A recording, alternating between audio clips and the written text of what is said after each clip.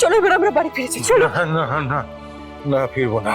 না, তুমি আর পারবে না বাবা, তুমি আর পারবে না আমাকে বাঁচাতে গিয়ে, না তুমি নিজে শেষ হয়ে যাবে, সেটা তো আমি হতে দেবো না। ঠাকুর তুমি আমাকে শক্তি দাও ঠাকুর, শক্তি দাও। কোনোভাবে যেন আমি পরের ধাপ ভঙ্গ না করি, যত কষ্টই হোক আমি যেন এই লড়াইটা শেষ পর্যন্ত চালিয়ে যেতে পারি।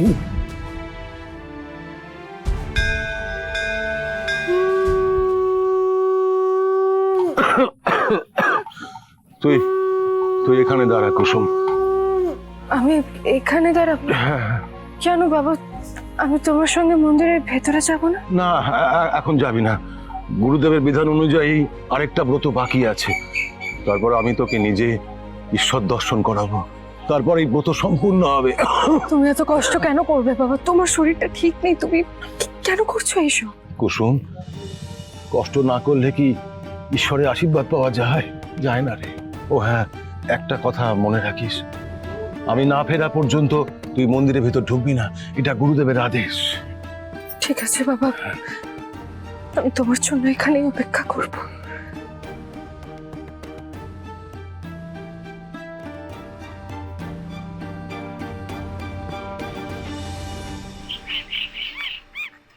হ্যাঁ, মেলটা তো আপনাকে করেছি, পেয়েছেন তো? ঠিক আছে, চেক করে নিন, তারপর আমরা মিটিংটা সেরে নেবো। হ্যাঁ, ওকে। দাও। কি ব্যাপার তুমি? কুসুম কোথায়? ম্যাডাম, কুসুম আজকে ছুটি নিয়েছে।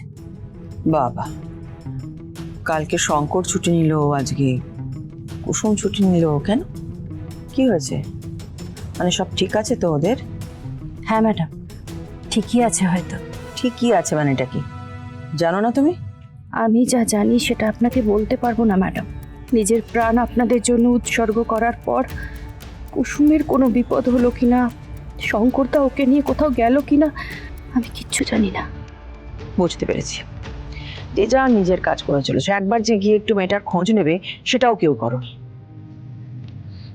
বেশ, ঠিক আছে, যাও।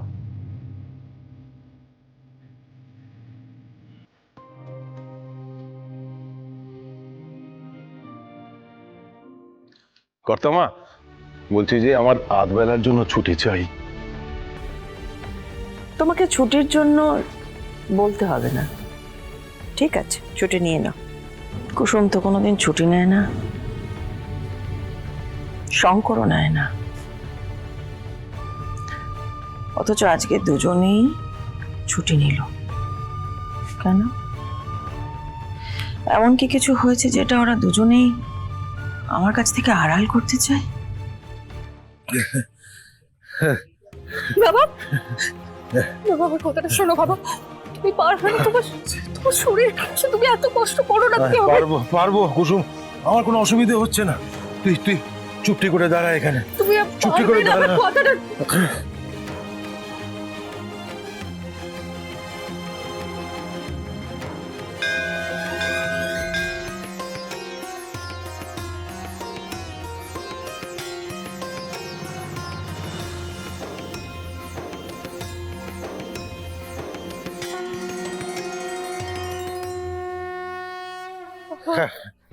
বাবা, দেখলি তো, হ্যাঁ সব ঠিক আছে রে, তুই অকারণ চিন্তা করছিস।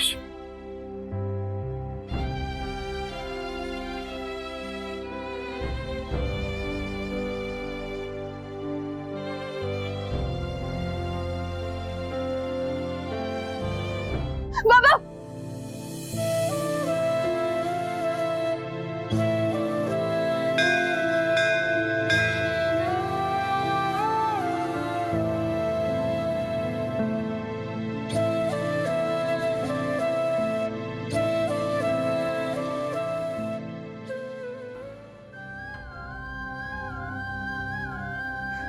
বাবা আমি যাচ্ছি না কুসুম, খবরদার না, তাহলে এই ব্রত ভেঙে যাবে। তুই একদম আসবি না। তোমার পা কেটে গেছে, তোমার পা দিয়ে রক্ত পড়ছে বাবা, তুমি আর পারবে না। পড়ুক, তুই আসবি না কুসুম।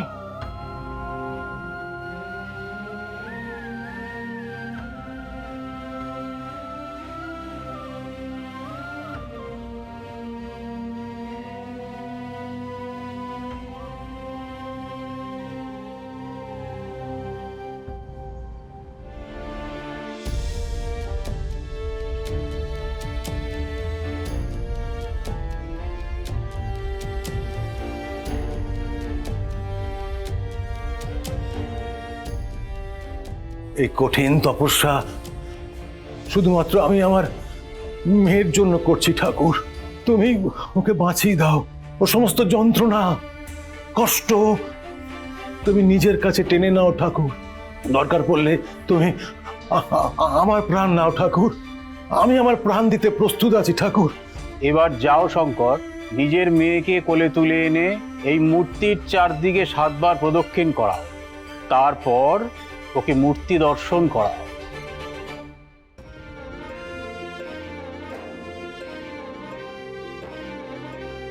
সবকিছুর আগে এই গঙ্গা জল মেয়ের গায়ে ছিটিয়ে দিও, তারপর এই সিঁদুর নিজে হাতে মেয়ের কপালে পরিয়ে দিও। আমার মনে আছে গুরুদেব, আমার সব মনে আছে। আমার কোনো ভুল হবে না। যেভাবেই হোক আমি ব্রত সম্পূর্ণ করবই। আজ তোমার ভক্তি দেখে আমি গর্বিত শঙ্কর। ঈশ্বর নিশ্চয়ই তোমার এই পরীক্ষা বৃথা যেতে দেবেন না।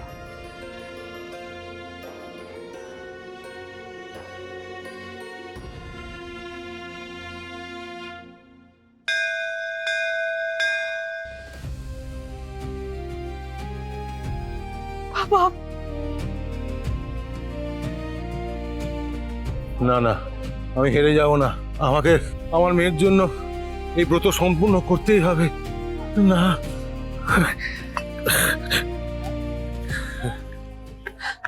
বাবা শোনো বাবা, বাবা তুমি অনেক করেছো কিন্তু আর না।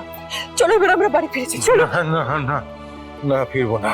না তুমি আর পারবে না বাবা, তুমি আর পারবে না। আমাকে বাঁচাতে গিয়ে না তুমি নিজে শেষ হয়ে যাবে, সেটা তো আমি হতে দেবো না। অনেক হয়েছে বাবা, এবার চলো বাড়ি যাবে। না চলো। না, বাড়ি যাবো না, বাড়ি যাবো না। কিচ্ছু হবে না আমার। যতক্ষণ আমার মেয়ে আমাকে বাবা বলে ডাকছে, ততক্ষণ আমাকে কেউ হারাতে পারবে না, কেউ না। আমি মরতেও রাজি আছি রে মা, কিন্তু তোর কিছু হতে দেব না। আমি কিচ্ছু হতে দেব না।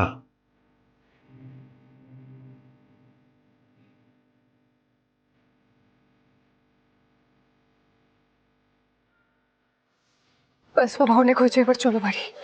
অনেক হয়েছে, এবার চলো। এটাই এটাই শেষ ধাপ কুসুম। এরপর মৃত্যু কোনোদিন তোকে ছুঁতে পারবে না। আমি বেঁচে থাকতে তোর আমি কিচ্ছু হতে দেব না কুসুম। তোকে আমি কোলে পিঠে মানুষ করেছি কুসুম। তোকে কোনোদিন আর মৃত্যু স্পর্শ করতে পারবে না কুসুম। দাঁড়া, দাঁড়া। বাবা